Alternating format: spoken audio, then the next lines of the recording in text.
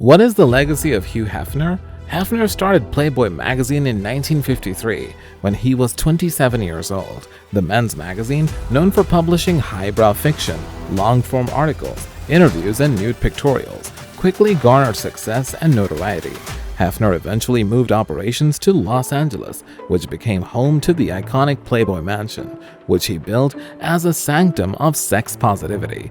But no matter how nice it looks on the outside world, this place also has a completely different side. So in this video, we are going to discuss the dark side of the Playboy mansion. You definitely won't expect this, so make sure you watch to the end. Director Alexandra Dean has incorporated voices for multiple veterans of both the Playboy empire and Hefner's personal orbit, such as Sandra Theodore, Hefner's girlfriend, in the late 1970s, because Playboy possessed so many conduits, including the clubs, publishing, and other media like the E-series, The Girls Next Door. The docuseries has a somewhat ungainly quality as it jumps back and forth chronologically, presenting accounts from those who work for the company in some fashion. During the sexual revolution of the 60s, Playboy was hailed as a trailblazing force, breaking with puritanical American norms at the time when single women were denied contraceptives. Holly Madison says life inside the Playboy mansion was nowhere near as glamorous as it looked from the outside. The 42-year-old, who is originally from Oregon, went on the Call Her Daddy podcast to share her experiences.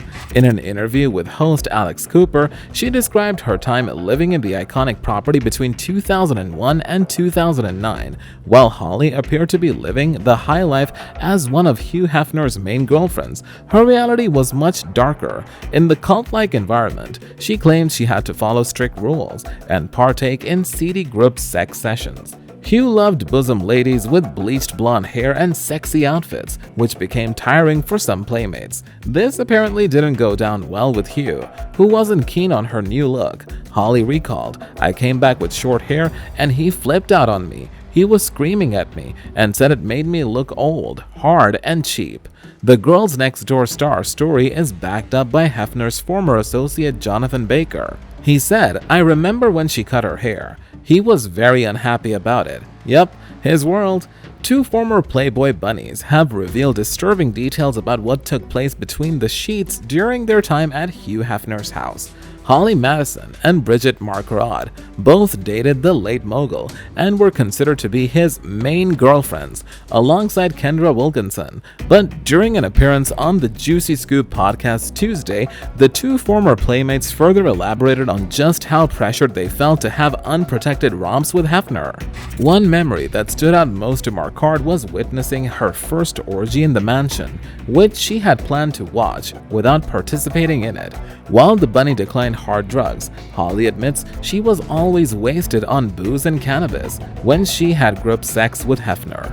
Hugh was a mean and controlling figure, Holly claims, who manipulated his playmates and played them off against each other. He liked to play favorites to keep everyone on their toes. She says, how else could he stay in control? He needed to somehow maintain the upper hand. His curmudgeonly behavior made lots cry. He knew roughly 4 things about each girl: her name, her age, where approximately she was from, and how well she behaved and followed the rules. Holly adds, on one girl's birthday, she says he gave her a handful of gold-plated Playboy brand costume jewelry. That was all. The stress of the playmate lifestyle and the insecurities it led her to develop drove her to drink, Holly says. We all routinely turn to drink out of boredom or to escape our demons. Finally, breaking free from Hefner's spell in the late 90s, Holly became successful in her own right. She appeared on the popular reality TV show Dancing with the Stars before landing a role in the burlesque show Peep Show in Las Vegas. The key to understanding Hefner, journalist Chris Jones suggests, is that he is whatever you want him to be. And indeed, the film includes several interviews with friends and employees who fondly remember him and Playboy, providing some balance to the negative accounts. Perhaps Hefner's most formidable skills centered on the image and libertarian ideal he marketed, which Theodore and others suggest obscured abusive and manipulative actions towards women who saw Playboy as a path to fame and success. Every Friday morning, we had to go to Hefner's room, wait while he picked up all the dog poo off the carpet, and then ask for our allowance, $1,000 counted out in crisp $100 bills from a safe in one of his bookcases. We all hated this process. Hefner would always use the occasion to bring up anything he wasn't happy about in the relationship. Most of the complaints were about the lack of harmony among the girlfriends, or your lack of sexual participation in the parties he held in his bedroom. If we'd been out of town for any reason and missed one of the official going out nights when Hefner liked to parade his girls at nightclubs, he wouldn't want to give us the allowance. He used it as a weapon. Isabella St. James in her book, Bunny Tales Behind Closed Doors at the Playboy Mansion. This is not the first time someone who knew Hugh Hefner personally has exposed some of the darker sides of the Bunny Mansion. Just a few weeks ago, Crystal Hefner, the widow of the magazine's founder, described how she was forced to change her appearance to please her husband, from breast augmentation to excessive tanning spray.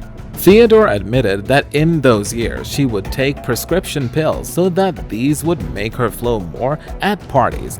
Meanwhile, men have taken advantage of the fact with other women. She added, men knew they could get girls to do pretty much anything they wanted as long as they were under the influence of Quaaludes. Sonda took it as a part of a series that is expected to air on television in late January, Secrets of Playboy. In the show, the production interviewed several women who had witnessed all the injustices that had taken place at the Bunny Mansion over the years, including Lisa Loving Barrett, who was Hefner's personal assistant. Barrett even confirmed what Sonda described in an interview and said that the mansion used to call the prescription pills leg breakers. During the 70s, the Playboy Mansion faced scrutiny and suspicion from law enforcement over suspected drug use. At the time, Hefner claimed he didn't do drugs and didn't condone their use at the mansion. But in 1975, a scandal ensued when his executive assistant, Bobby Ornstein, committed suicide after being convicted of conspiracy to distribute cocaine. Ornstein faced provisional sentencing of 15 years in prison for the crime and was apparently being coerced into testifying against Hefner.